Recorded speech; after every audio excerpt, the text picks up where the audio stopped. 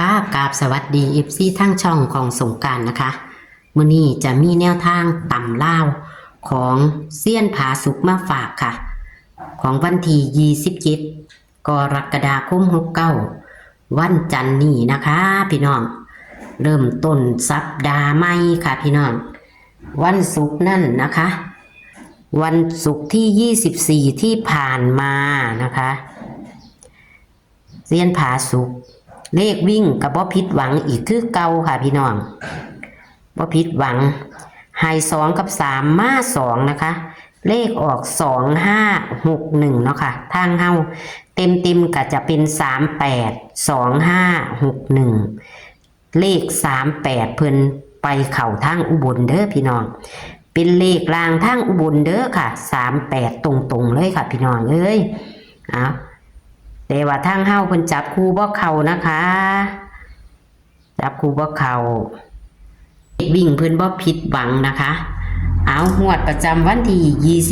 27กรกฎาคม69ตำลาวกับเซียนผาสุกจะเป็นตัวใดนั้นเฮาไปรับชมรับฟังกันได้เลยค่ะ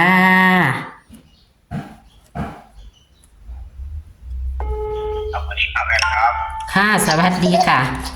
ว่างเลยพ่อค่ะเพิ่งจะแล้วเพิ่งจะไปกินข้าวแม่ค่ะชัวสิแล้วทราบไปว่าเสียวของวันที่21ของวันจันทร์นี่หายไปแล้วแม่ค่ะค่ะของไทยเฮาผมได้หายไปเลยเนาะค่ะหายแล้วค่ะของวันที่21ในวันศุกร์กันก็เขาจะเรียกวิ่งอะไรเลข2ตัวก็ไปเขาอยู่ทั้งอุบลค่ะไปเขาคักเนี่ยทั้งอุบล38ตรงๆเลยแต่ว่าผมถึงตัวผมเน้นเนาะผมมันพักเก็บจับหรือว่าบ่ถือละเลขวิ่งเฮาก็บ่หลุดก็ดีแล้วค่ะเพิ่นนำไปวิ่งไปหลุดเอาค่ะสันกับวัดกันไว้17เลขออก61ขึ้นแต้มลงแต้มก็ถือว่าเลขวิ่งเขาอ่อนละค่ะแต่ว่าคำแมนเอฟที่มันวิเคราะห์ดีๆมันก็อาจจะถืออยู่หรอกค่ะถึงแต้มต้องแต้มไว้ครับคนชอบเลข17เต็มที่ก็ได้เนาะขันคือกับเฮาบอกเนาะเฮาเว้าไตเนาะค่ะเซียนผมก็พยายามอย่างอธิบายเพิ่นอยากให้คนจับถึงซอยนั่นละเอาก็ต้องไปค่ะเพราะว่าผมตัวเองผมก็จับบ่ค่อยถึงปานใดแต่ว่าต้องมั่นใจเลขวิ่งคือเก่าแล้วแท้เด้อค่ะของวันที่27เอาไปลดน้อยแอดเนาะค่ะวิ่งตัวเดิมเด้อค่ะ2กับ3คือเก่าตัวเดิม2กับ3คู่20แม่นบ่ค่ะ52มันเป็นเสียงขาดค่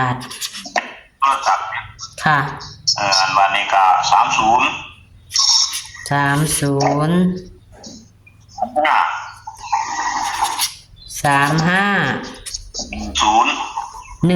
บ่ค่ะโอ้ยโทรศัพท์เสียงกรุกกักค่ะพี่น้องเอ้ยเสื่อยเพิ่นไม่นี่เด้อโอ้ยจะเฮ็ดจังได๋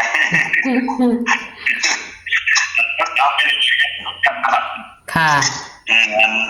เอาตัวกันจาก2จุดแน่มี92กับ95เด้อค่ะ95เป็นจบกัน92 95อันนี้เลข3ตัวเนี่ยเป็นจัง3จุดค่ะมี310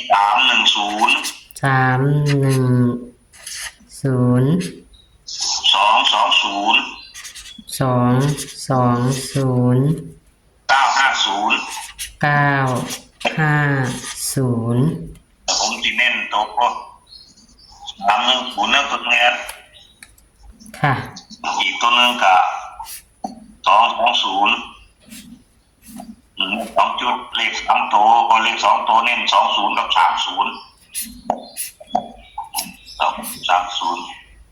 ค่ะนี่สิบ่เน้นตัวใดดอกทั้งหมดทั้งมวลเท่านี้แหละค่ะต้องทวนมึงดูกับนี่เลขวิ่งนะคะ2กับ3เท่ากันบนล่าง แล้วก็จับคู่ก็มี201252303510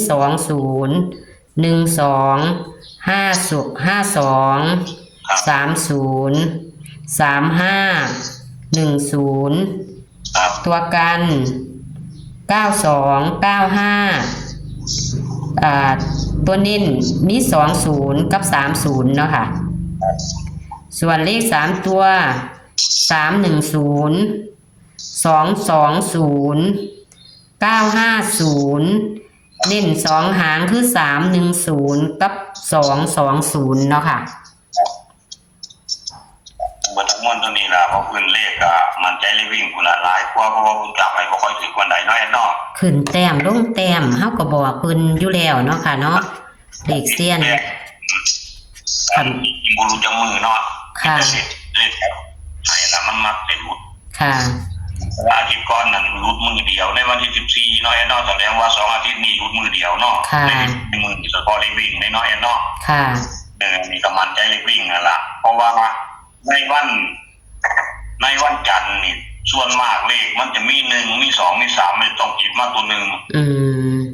ทีไรเบิ่งแล้วมันคิดมาตลอดได้แอดค่ะวันศุกร์ผมก็ได้ว่าวิเนาะว่าเลขมันติดมาตลอดมันจะมีเลขตัวนี้อย่างสี่นะค่ะอันนี้ในมือวันจันทร์นี่แต่วันที่15ผมน้องมาวันที่15มิถุนายนมันออกปัด2113โลดนะ22นี่ก็3มัน3ก็ติดมา1ก็ติดมามันออก3818เนาะค่ะเดือนมิถุนายนมันก็2ติดมาแบบนี้มันเป็น82นะค่ะกรกฎามันออก2227นะที่2หลายๆตัวนะอย่างดาว22นะวันที่3มันออก28นี่2อาทิตย์มาอยู่นี่28นะแล้ววันที่10ที่ผ่านมานี่มันออก90นี่73นั่น3ก็มาได้แอดแสดงว่า1 2 3จะต้องมานี่อะไรอย่างจักตัวใดสิรุดตัวใดสิมาหรือสิมาทั้ง2ก็บ่รู้เด้อเด้อค่ะคุณพ่อคุณแม่กับผมกับวิเคราะห์หลายๆด้านแล้วก็อันนึงก็คือปล่อยบ้างนั่นล่ะมันเลขนึงก็เป็นตัวประหลาดค่ะ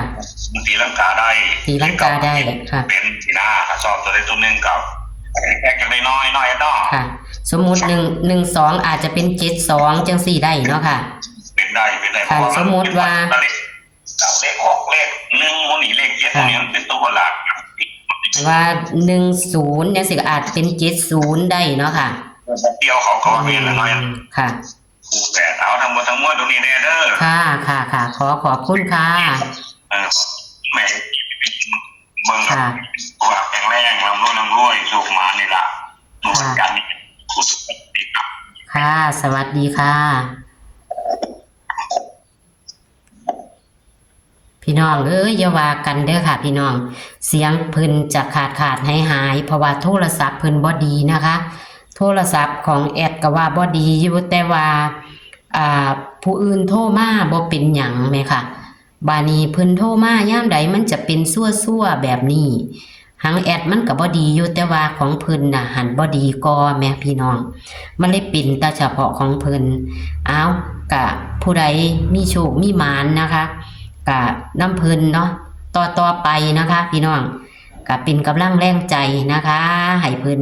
เพื่อจะได้ซื้อโทรศัพท์ใหม่เนาะค่ะพี่น้องเนาะเพิ่นก็เป็นเซียนที่พิการจักหน่อยว่าซั่นเพิ่นว่าพี่น้องเพิ่นเฮ็ดแนวทางมาให้เฮาก็มีโชคมีหมานก็จังเป็นกำลังใจให้เพิ่นเนาะค่ะเนาะก็ขอบคุณทุกการรับชมค่ะพี่น้องและก็มื้อนี้นะคะมื้อวันที่24นะคะวันที่24กรกฎาคมที่ผ่านมาคือวันศุกร์สุดสัปดาห์นะคะของเพิ่นนะคะเลขวิ่ง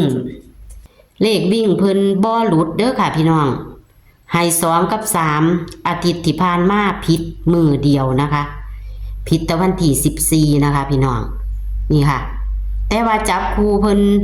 38ไปทางอุบลตรงนะคะเลขออก382561เนาะเลขออกทางเฮ้ามันจะเอา2561เนาะพี่น้องนี่ค่ะแต่ว่าไปทางอุบลเยอะค่ะพี่น้องชอบไปทางอุบลหลายงวดแล้ว พิ่นให้เกตหนึ่งมันก็ไปออก61หังเพิ่นมักจะขึ้นแต้มลงแต้มเด้อพี่น้องของเพิ่นอย่าลืมนี่ค่ะวันที่27กรกฎาคม69นะคะวันจันทร์ที่จะถึงนี่นะคะวิ่ง2กับ3บนรางคือเก่าค่ะพี่น้อง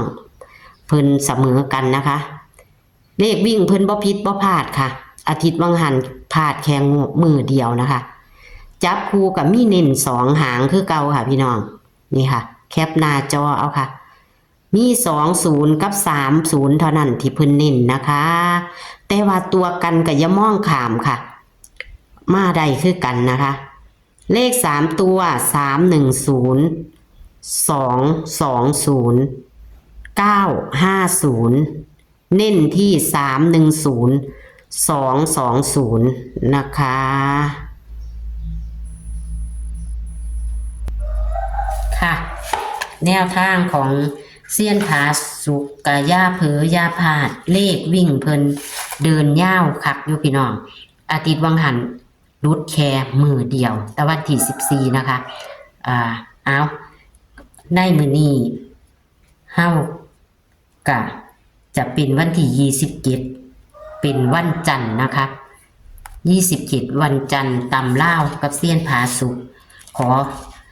ให้โชคให้หมานกับเพิ่นและก็เป็นกำลังแรงใจให้กันนะคะคลิปนี้ก็ขอให้โชคให้หมานขอให้กดไลค์กดแชร์ให้กับเซียนผาสุกและช่องของสงกรานต์เหมือนเดิมค่ะโชคหมานๆค่ะสวัสดีค่ะ